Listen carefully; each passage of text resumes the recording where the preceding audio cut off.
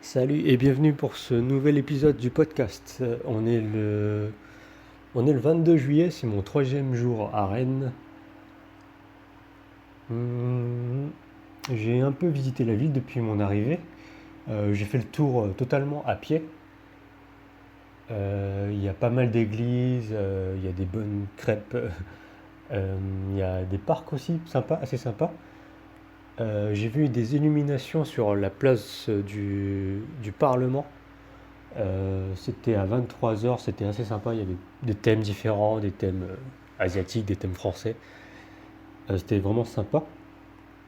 Qu'est-ce que je pense de la ville après juste 48 heures? Je trouve la ville assez sympa. Les gens ont l'air sympas, ont l'air chill, détendus. Très différent des gens en région parisienne, j'ai l'impression. Il y a un style assez breton. Je vois que il y a pas mal de gens qui sont blonds avec des yeux bleus. Euh, Seul petit défaut dans la ville, on voit parfois des crottes de chiens. Mais d'après ce qu'on m'a dit, ça appartient. Ces crottes de chiens viennent de punk à chiens. Donc aucune idée si c'est vrai ou pas. Ok, aujourd'hui le plan c'est d'aller à Saint-Malo. Je vais passer la journée à Saint-Malo. Vu que c'est pas très loin, c'est juste à 1 heure en train et le ticket est juste à 7,50 €. Il y a eu plein d'imprévus pour ce voyage. De base, je devais rencontrer une amie. Mais elle a été testée positive au Covid. Et donc, à ce moment-là, j'ai eu le choix, soit j'annulais ce voyage en payant des prix en plus, en fait, parce qu'il faut annuler le ticket de train, le logement, ce qui est un peu galère, soit faire le choix de quand même partir en voyage, en mode seul tout. Et donc, c'est le choix que j'ai fait, parce que j'avais quand même besoin de voyager. De base, je voulais louer les vélos de la ville. Mais j'ai eu un problème avec ma carte bancaire, donc je crois qu'il n'y a pas assez d'argent sur ma carte bancaire pour pouvoir payer la caution de 150 €. Ce qui est assez chiant parce que à Taïwan, par exemple, je fais toujours la comparaison parce que j'ai vécu longtemps à Taïwan. Si tu veux louer un vélo, t'as juste à avoir assez pour payer la première heure. En fait, tu peux juste avoir 1 €.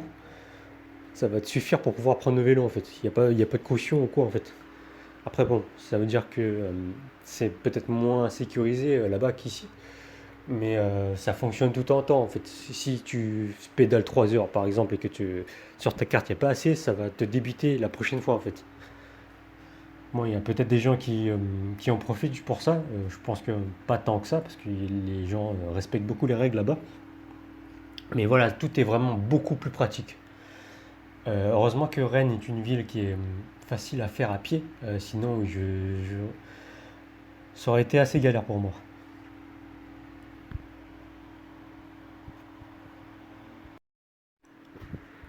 J'ai déjà parlé de ça auparavant, mais je trouve que je pense que quand tu bloques sur un problème, un des meilleurs moyens de trouver une solution, en fait, c'est de partir, de prendre du recul, en fait, et partir en voyage, c'est un excellent moyen de prendre du recul, en fait. Récemment, j'ai un problème de transfert d'argent, en fait, parce que j'habitais à Taïwan et je suis revenu en France. Et pour recevoir l'argent que je gagne en donnant des cours, j'utilisais une plateforme en ligne en fait, un peu comme PayPal. Et c'est un peu à la mode maintenant, il y a des systèmes de double vérification sur les plateformes. Et on t'envoie un message, en fait, un code pour, vérifier que c'est bien toi. Et j'avais mis mon numéro taïwanais en fait. Et vu que je suis retourné en France, je pouvais plus utiliser ce numéro. Et donc pendant 10 jours, j'ai envoyé des emails à la plateforme et ils m'ont toujours répondu en demandant d'autres documents. Et bon, là, j'ai compris que oui, ça va pas fonctionner comme ça en fait.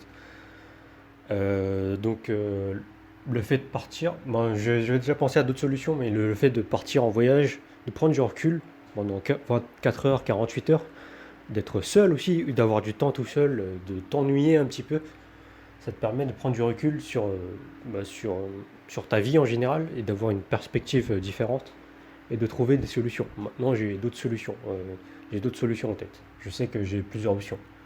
Je peux attendre, je peux utiliser une autre plateforme en attendant. Et pour avoir accès à ce compte, euh, je- j'ai d'autres moyens. Je peux soit demander à un ami qui va retourner à Taïwan de prendre ma carte SIM et de lui demander de me dire le code. Et c'est ce que je prévois un peu de faire. Donc voilà. Il fait un temps un peu nuageux ce matin. Il fait bon. Il fait frais. Parce que j'habite sur le toit de l'immeuble en fait. Donc il fait très très chaud l'après-midi, le soir. Vu que le soleil tape. Le matin il fait parfait, il fait frais.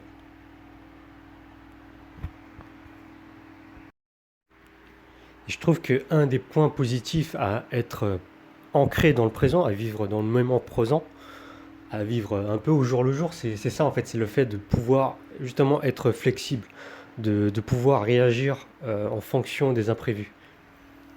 Et c'est un peu la morale de ce que je viens de raconter, c'est que, ok, il y a plein de choses que tu peux pas prévoir, surtout en ce moment, surtout ces dernières années avec le Covid et tout ça, que plus tu prévois en fait, enfin je pense que c'est bien de prévoir aussi, mais le fait aussi de pouvoir être flexible, de pouvoir réagir en fonction de ce qui se passe, de ne pas avoir trop prévu à 3000% ce qui va se passer, ça fait qu'on a moins de déception et qu'on peut en fait vivre un peu sur le moment, voir un peu sur le moment ce qui va se passer et voilà, faire en fonction de ce qui se passe en fait. Voilà, je vais m'arrêter sur ça. Je te souhaite une bonne journée, passe une bonne journée chez toi, prends soin de toi, à la prochaine.